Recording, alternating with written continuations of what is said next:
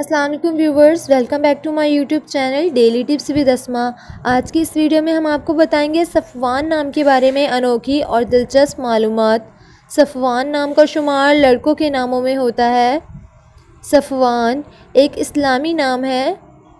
Safwan नाम की इब्तदाई तारीख़ अरबी ज़बान से निकलती है। सफ़वान नाम के अफराद के लिए खुशकिस्मत नंबर 2 माना जाता है।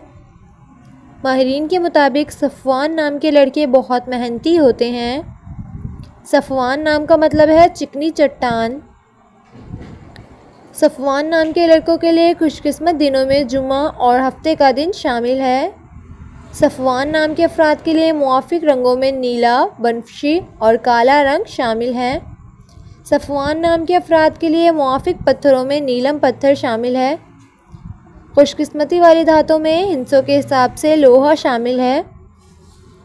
सो फ्रेंड्स, अगर आप अपने नाम का मतलब जानना चाहते हैं तो कमेंट बॉक्स में अपना नाम लिखें। इंशाल्लाह हम आपके नाम की वीडियो ज़रूर बनाएंगे।